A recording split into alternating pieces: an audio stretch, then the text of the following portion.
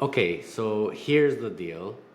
If you're a business owner who ever stared at your financials like they're written in another language, or perhaps even worse, ignored them until tax season panic kicked in, today's guest is about to change your life. Margot isn't just an accountant, she's a financial interpreter, a business therapist, and a strategy whisperer rolled into one. She's helped thousands of entrepreneurs stop drowning in their numbers and finally feel in control. From being ranked number one New York's top bookkeeper to creating a powerhouse video platform and running a thriving CFO firm, she's basically rewriting the way small businesses handle money. But I don't want to start with all your resume because I can go on. But let's start with the real story. So, Margot, welcome to the show. I'm so grateful to be here. You have no idea. I was really, really excited. I was like counting down the days to be on to be on this podcast. I'm honored. Thank you.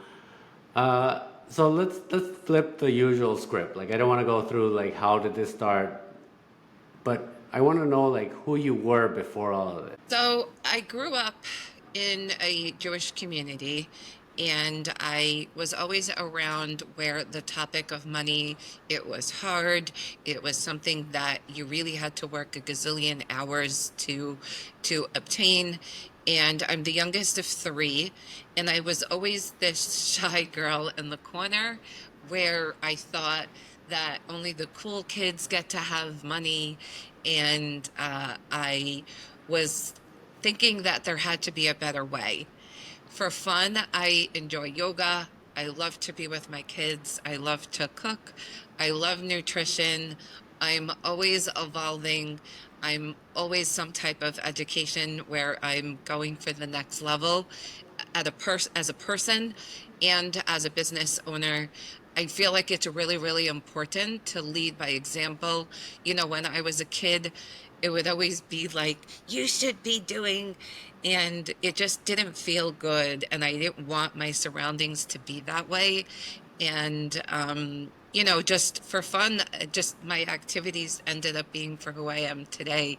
And it's really cool to look back and even talk about it today. For sure, because I think that when you're talking about your past of who you were before all this started, many people don't realize that that's who they always were, and now what they do is combined. Like when I asked why I asked this question is because many people are like, oh, I had an idea, and I'm like, yeah, but now I know who you are because you told me who you were before, and now I want to understand like what is the pain you're solving. I try to put it in the intro that so many people fear finance more than anything. Like I know people that don't open the credit card statement because they're afraid to check it.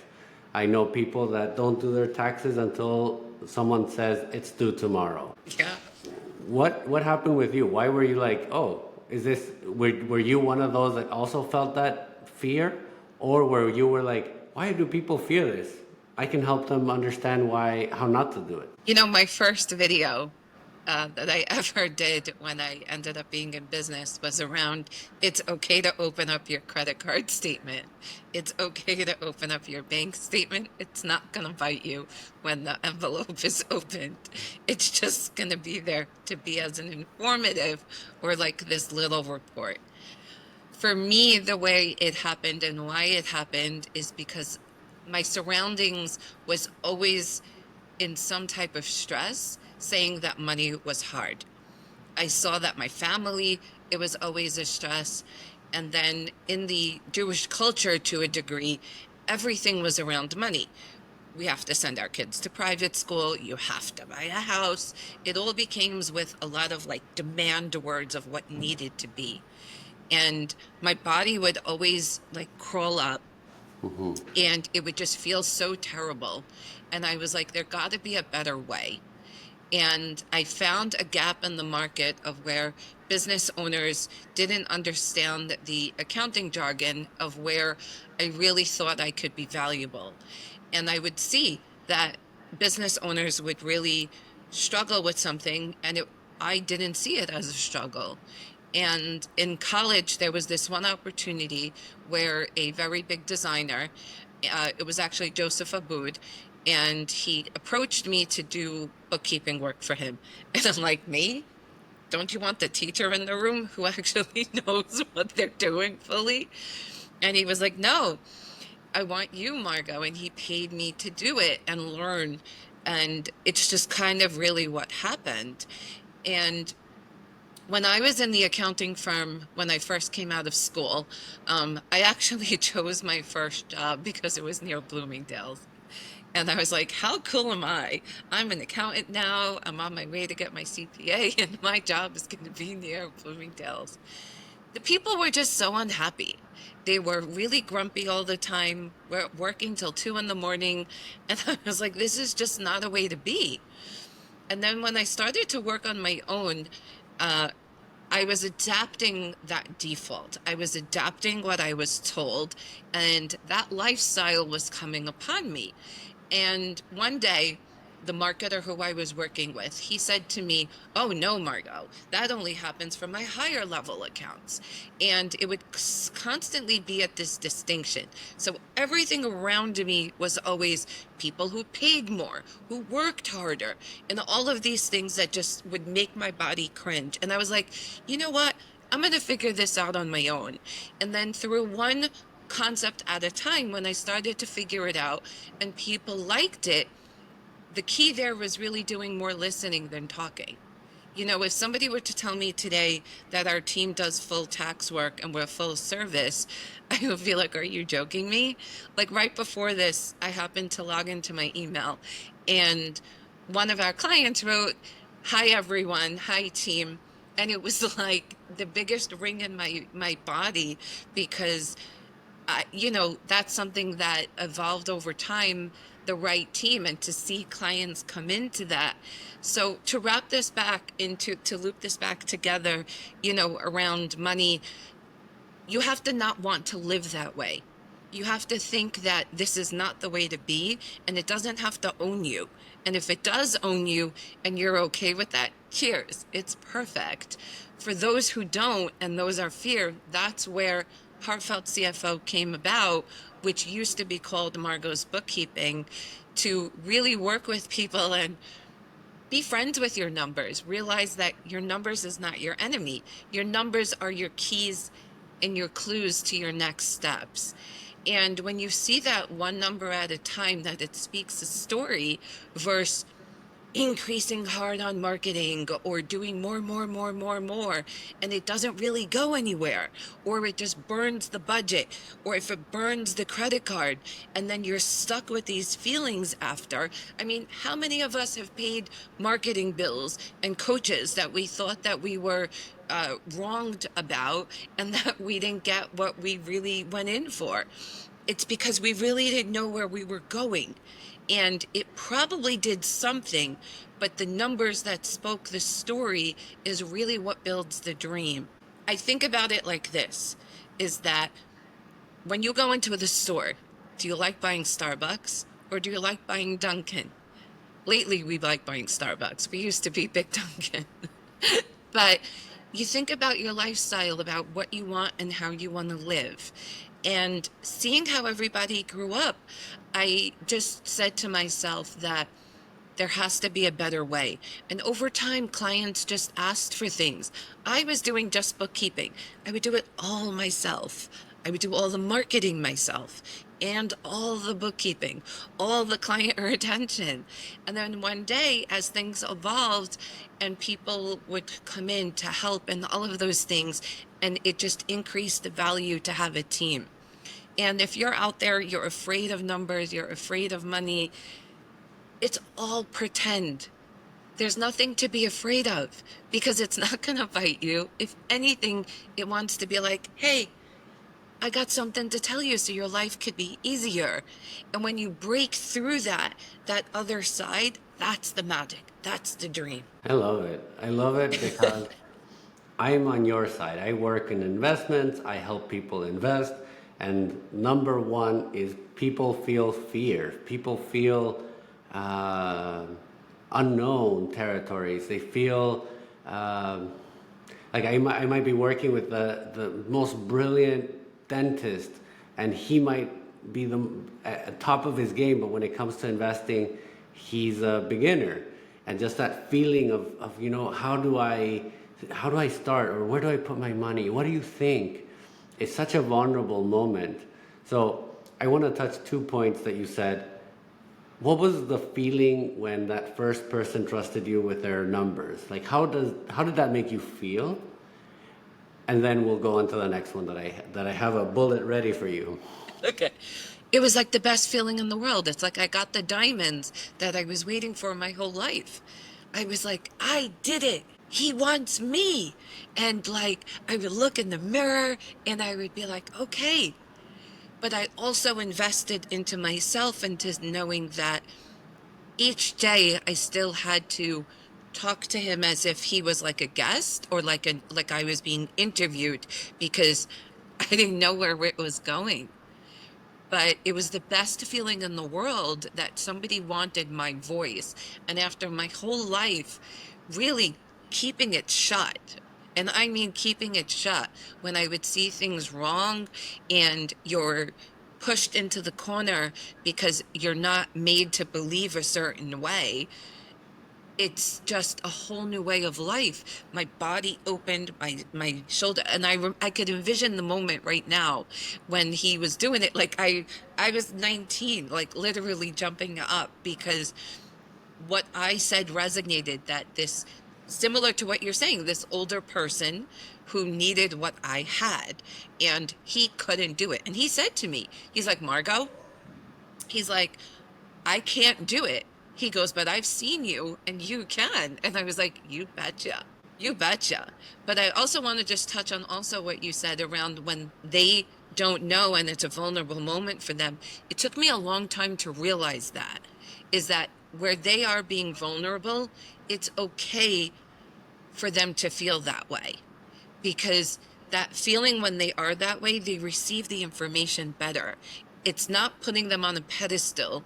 It's seeing that you're keeping them in their garden of their genius zone and elevating them with other skills. So if it's investing that you're doing for them, or I'm doing taxes or bookkeeping, whatever it is, I'm able to help people in their genius zone stay in there and now elevate their surroundings, which would be their wealth building, their family, a team, and the ripple effect of anybody who's near them.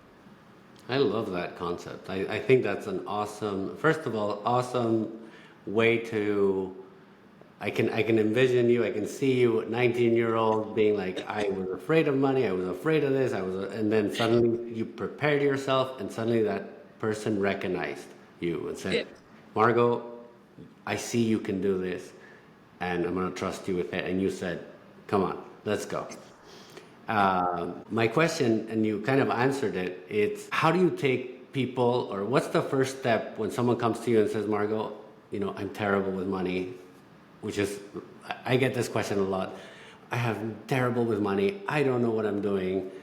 Can you help me? What do I do? There are a series of questions that I have to ask. However, in terms of really being able to implement and give them steps. But for me, what's important is understanding them as a person, the relationship of what got them there. Most accountant firms will keep you into the box and just put you onto like a default method of a process. I like to understand the owner of what got them there in the first place and really what their priority is. An average person can come in with like 6 to 12 different issues, as much as 20 plus. If I want to solve everything, I'm going to solve nothing. So once we establish the relationship, usually they ask me to work together because they're seeing that I'm a person and that I'm not on their other side. I'm there as their support. We then build steps of a process. And I always say, let's start with one thing and then let's build. Most of the time, clients do sign up for a number of services. I'll be honest. I always say, let's start with one. However, they do sign up with a number because they complement each other, and how I've built the the services. Like you said, I did rewrite on how money and tax is supposed to be on our firm, and people love it because it complements and it really just builds on each other. Yeah, and I expected that answer, but you said it even more clearly than I could have articulated. It's really understanding people, and the part I want to highlight is you're on their side, you're on their support system. People need to say vulnerably, like, I am an excellent whatever their profession is, but this stuff is hard, and I understand it's hard, but there's people like you that can help them overcome it, and one problem at a time. And this is really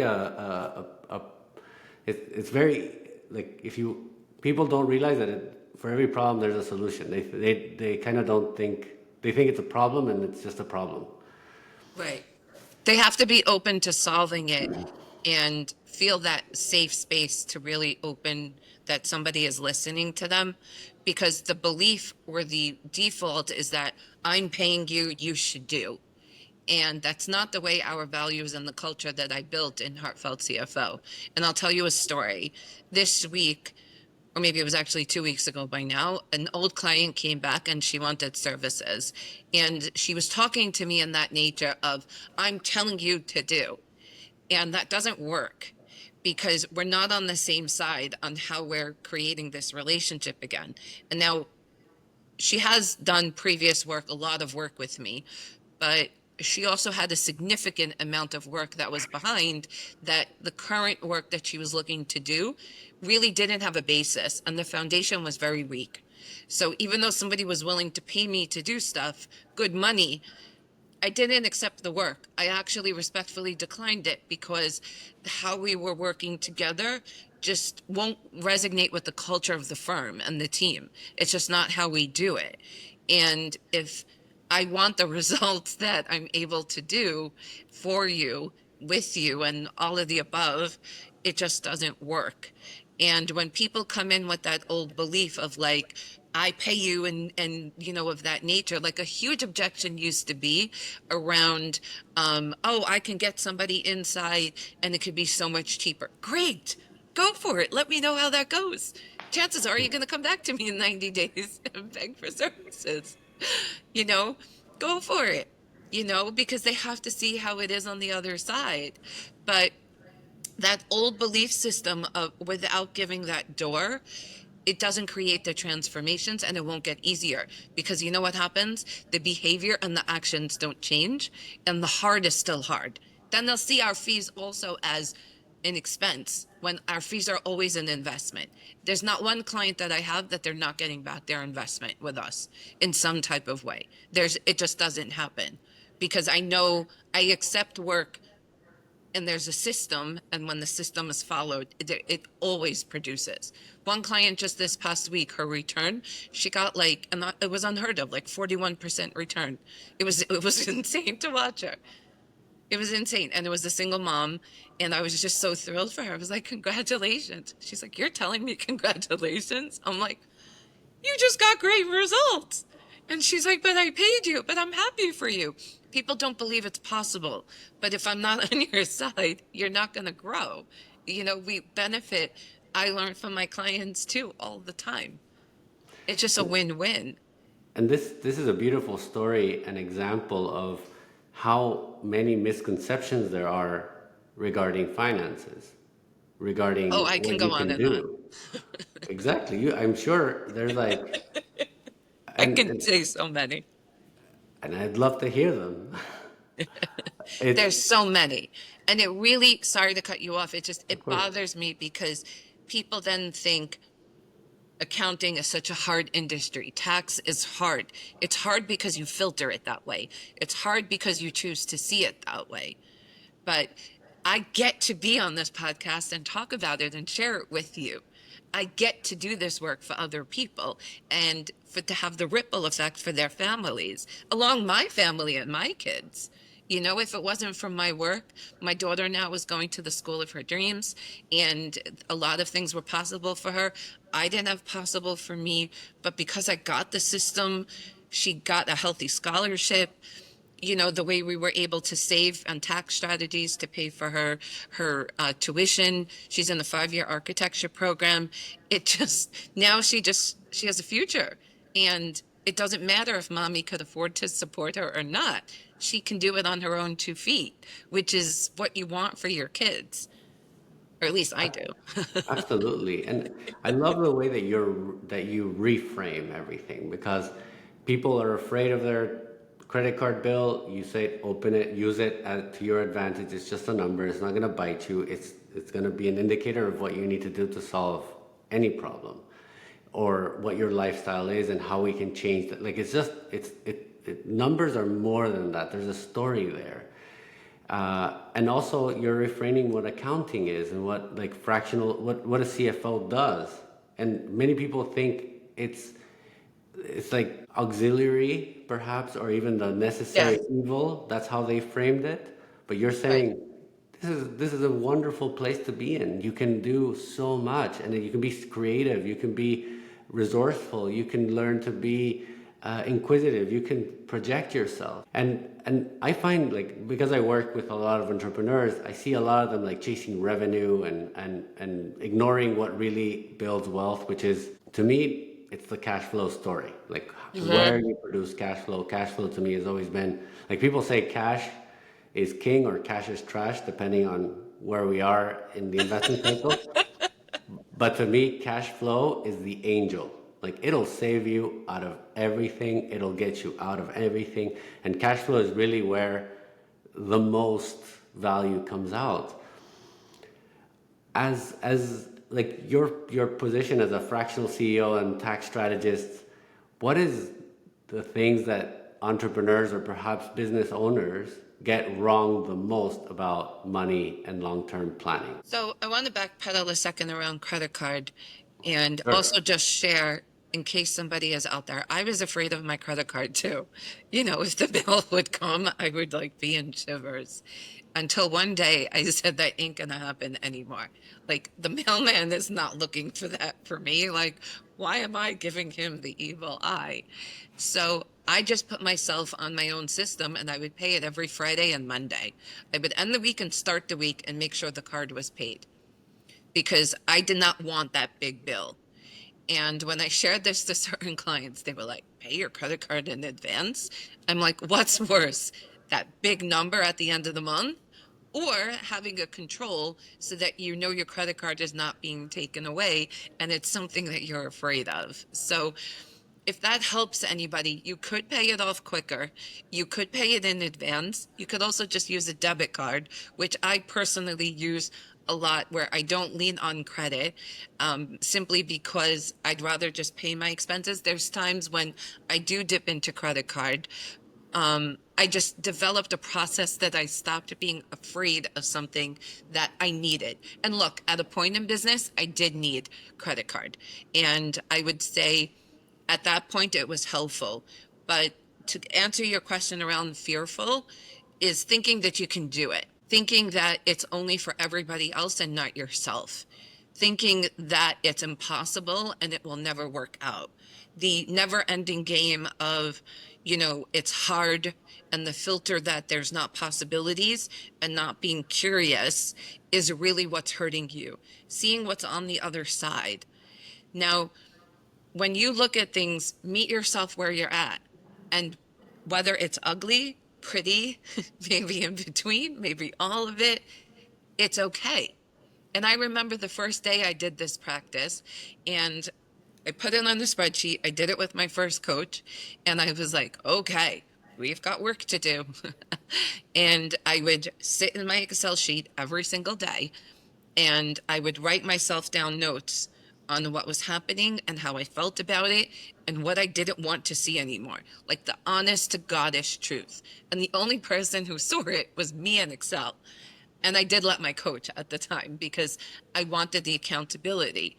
And I had a choice for it to show up that way or to continue to do things differently, because the person who was suffering was me.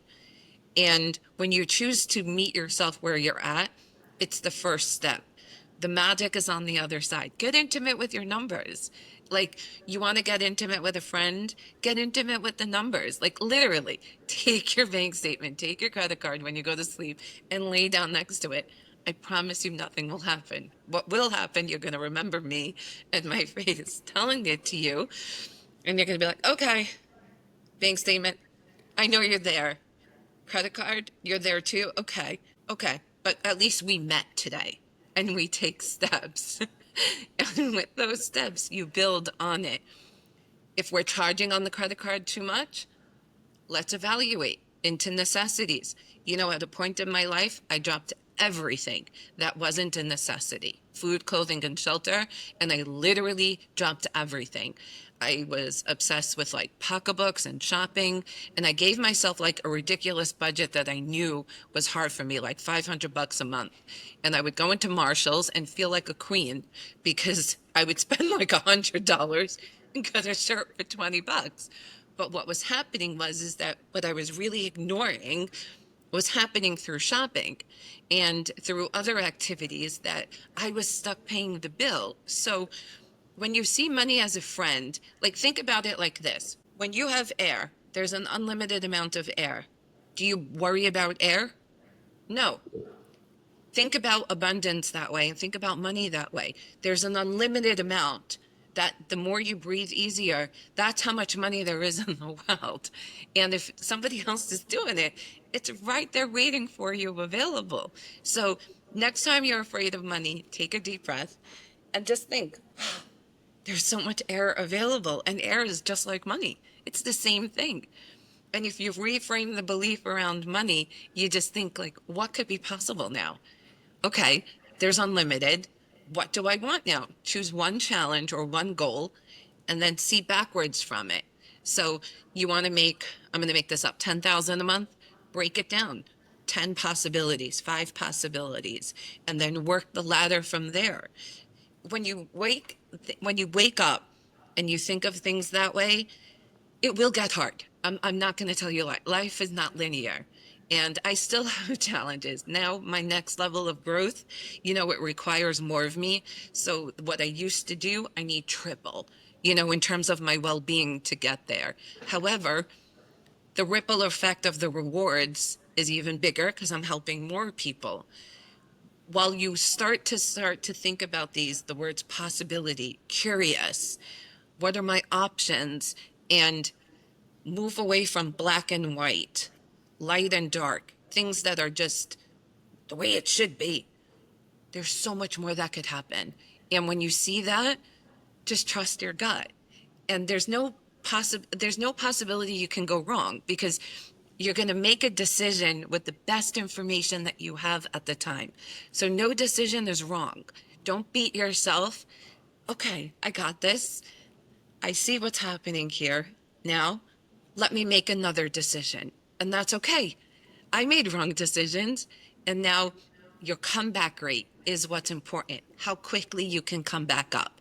And then when we increase our comeback rate over time, you just see more and more and more goodness. If it's more investing, coming on board for tax returns quicker than the day before, maybe 3 days before, we got you. It's all going to work. I love the concept of seeing money as a friend because people do say, I don't care about money. Money is not important in my life. Money isn't, this is common. Some people say it. And when I've heard it, I've told people, change the word money to a friend's name. Say, oh, I don't need Margot. I don't like Margot. Margot is not important in my life. How is Margot going to be in my life? Right. How is Margot going to be my friend? When I need Margot, Margot won't be there. So as I say, I tell them like money that's acceptable. I love And I that. have a secret to share, which is something my dad told me many years ago, but I didn't believe it until now, or now it triggered my memory. Mm, Is other than working with entrepreneurs, I also work with family offices, people that have more money than you can imagine. And they also suffer for the credit card bill. They also suffer from the credit card. It's not everybody suffers. mm-hmm. Everybody suffers. And yet the lesson my dad gave me many years ago, he said, think before you spend. He said, it's that easy. If you're gonna sit with your credit card bill, it's gonna stink every single time, no matter how much money you have. People think, oh, if you have a million, it's not gonna affect a $10,000 credit card bill. You'll be pissed off too. You'll be like, why? Like nobody's gonna be like, oh, wonderful. You know, it's hard to have that relationship. But if you just think before you spend, you think, do I want this pain? Do I want to suffer for this? Then you kind of have like a little bit more restriction. You know, I think that that is something that as a society we need to learn to not have instant gratification every time. To say, do I want to suffer for this? Do I want to learn from this? And maybe then you can cuddle with your credit card bill. You can also use the need versus want. Yeah. You know, is a need or do I want it? If it's a need, then go for it. But if it's something that you want that you can do without, then, you know, walk away. Because like you said, when you review it, it's going to stink.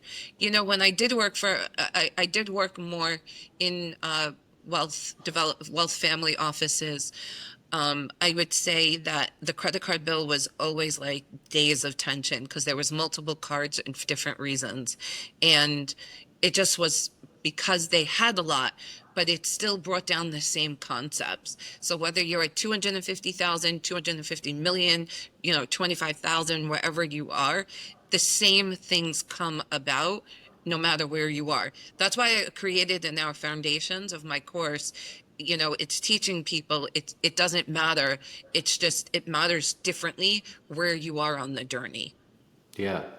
And I want to go into that, you teaching mindset in your, because I love it. It's like math, everybody associates like accounting and finance with math, but it's really, I experienced this myself. I studied all the investment stuff, and then when I deal with clients, I'm talking like a psychologist. I'm like, I'm not trained for this. When you teach mindset in your courses, what is one belief about money or success that is sort of the hardest one to unlearn? Be, do, have instead of have, be, do. Be, do, have. Be the person who you want to be, do the activities, and you will have it. If you want to have it first, it doesn't happen. I love it. And I love it. Yeah. when you be, do, have, it's a very different way of living than have, be, do. Because when you think you have to have it first to be it, it doesn't happen. Yeah. And when people make decisions, it's their best opportunity or best guess at the time. It doesn't mean that a magic wand was waved and the right decision just came down and was like, okay, you know, but I teach a lot of concepts in there so people can reframe it and see the different ways across the journey. Because you can be at 25,000, you could be at zero, you could be at 250 million. It really doesn't matter. And I've seen people where it's all walks of life have the same things. And when those patterns come in, it really becomes that when your mind shuts down and runs you, it's really taking run space for no reason. And it's taking the run space that's running your decisions. It becomes like triggers and reactions. But when you know how to connect within and really make decisions over principles, you know, it's not necessarily mind over matter, but it's the principles on how you make decisions and have, like, I call it like my Margot handbook, where you would take my concepts and then remake it for your business and your way of life. But the be, do, have is one of the most important things so that no matter where you are, you're creating it from the get-go. You're not expecting. Absolutely. It's the common question, or like, you know, the bar question of, if you won $1 million, what would you do? But it's not really what you would do. It's who would you be is the right Would you question. be? Who would you Right. be to be able to manage that million? To what would you do differently? And if you think, oh, I'm not going to do anything different, you're wrong, because that's why you don't have it. you have to change yourself, and there's a metamorphosis of yourself to get to that level, like you did with your own life. What do you think, what was the most surprising change that you had to do with your own finances, or maybe with your own companies, to get to where you are today? I always had to see the truth for what it was.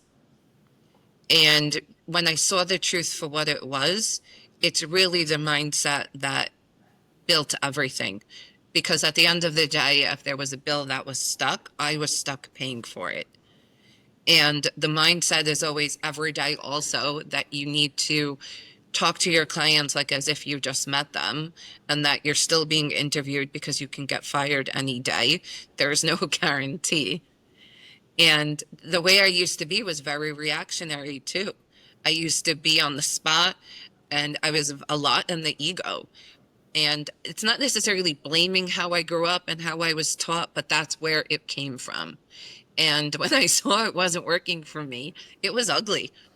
It was really ugly. And I didn't like it, let alone, I would get work, and then sometimes like I would feel terrible after things happen. And I was like, who was that? And I was like, I don't want that for myself. So if you think about how I've brought this together at this point, I didn't want how money was working for me. I didn't want how my mindset was working for me. So the shifting of that, how you do one thing is how you do another. And it all just comes. And then you just have space in your life to do things. Like I told you, I like to shop. I like to cook. After this, I'm going to go make some chicken soup. I'm going to go for a walk with my dog.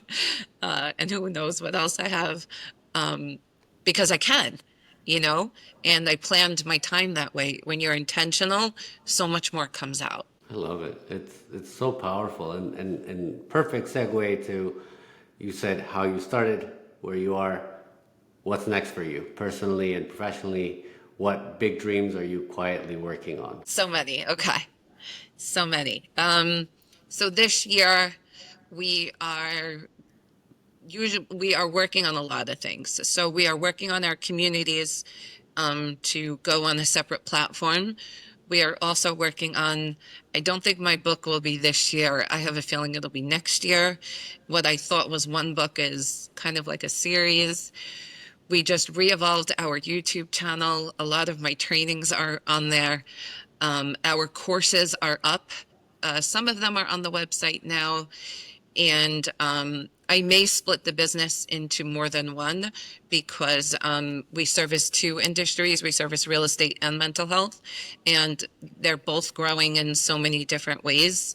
But the part with the communities where I'm really, really excited is more around the entrepreneurship journey, the growth, because the growth is really what people are asking for, somehow more than tax. They're missing the middle, but they're asking a lot for the growth. So there's so many things. There's so much. Personally, I'm going to be investing in the next few months. I'm going to be buying another home and probably putting away, in terms of which you'll help me. I want to invest more into my future. I think I want to buy in Miami or something. I don't know. So in case you thought I wasn't busy. I kind of threw a bomb question. I knew I was going to get so much back. I want to pull on the community, because like, you're very big on this, on the community aspect, on helping others, on growing together, and now this entrepreneurial angle, which I think is interesting. What draws you to the community side? So recently I started to host some private Q&As, just free, complimentary, and I saw the power of how everybody was working together. And there's this part around competition that I really wanted to, I was feeling a lot in my journey, and it was holding me back.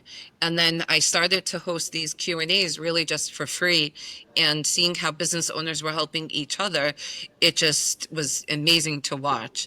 I also realized that there's only so much a one-on-one can do without the accountability of seeing that the joint ventures of working with other people in the industry is so freaking powerful. I've learned a lot from my joint ventures with other people, and how they'll frame it also, or the focus, has really helped me nail down even more things and really be more hyper focused. So I really just decided this community because I want people to see that you can talk about it. It's not taboo. You know, how you frame it or how you write it, maybe in a community, I can see why maybe that's a little scary, but I'll work principles around that to help people. Um, but chances are there's at least 50 people out there who have the same problem. And once I let those guards down and I had it for myself, I was like, this is amazing.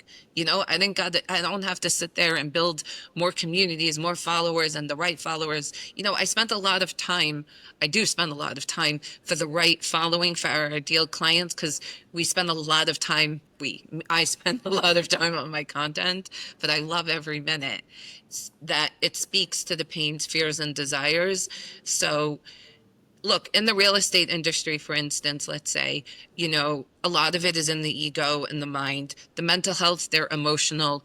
Entrepreneurs in general, like coaches and consultants, they speak to generalizations and not to actual pains, fears, and desires.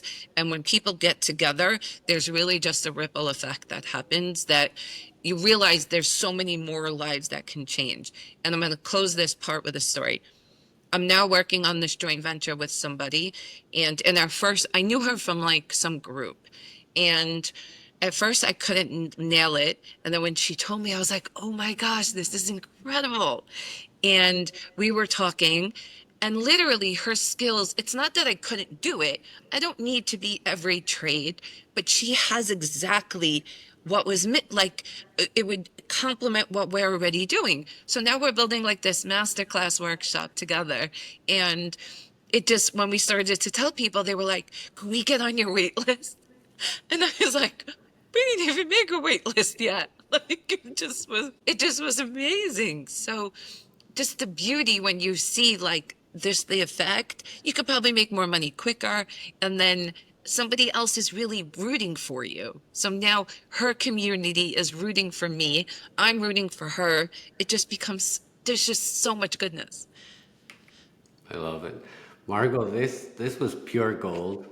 I thank you for not just dropping like all these insights, but giving us your story and being vulnerable. I really like that you're reframing numbers. I think people need to stop thinking of financial like fog or jargon as scary words or a horror movie. I really can't recommend you enough. Thank And you. I'm definitely gonna drop all the links in the show notes. And then until next time, I think people should just go look at your numbers. And let me know that it happens. Okay. I would love for you to reach out and just send me a thumbs up or something here, just so that we know. And whatever you liked, just sharing is caring. And I'm so grateful that I got to talk today. Thank you so much for having me. This means Of so course, much. it was a pleasure. It was really a pleasure. Thank you for coming again. You're so welcome. Talk soon.